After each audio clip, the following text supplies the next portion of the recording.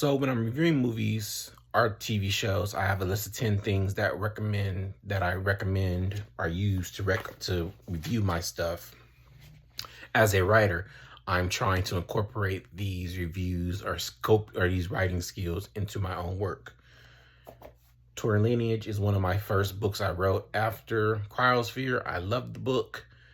It's a great standalone book. It's one of the top 3 books that I've wrote in separation of series and all that I recommend someone reads because of these 10 things. The story.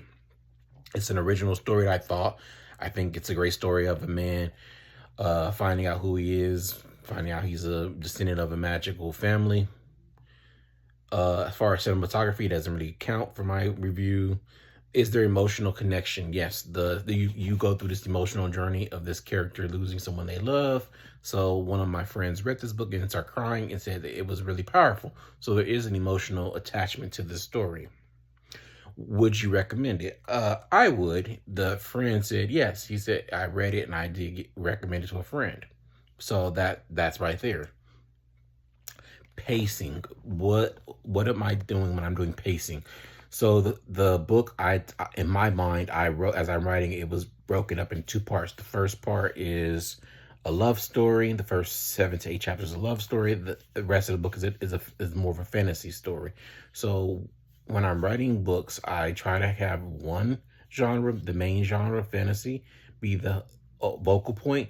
But when I was writing the story, I said, fantasy has a certain plot, certain things that are required to make it a fantasy book. I didn't like that, so I've been trying to mix and blend in genres together to make the story more appealing for a universal appeal, which is one of my things, the universal appeal audience. Who's this for?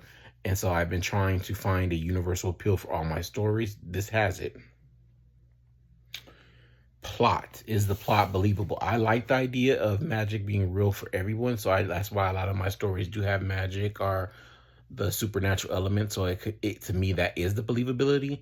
And last, my own biases. When I wrote this book, did I have biases when I wrote this book?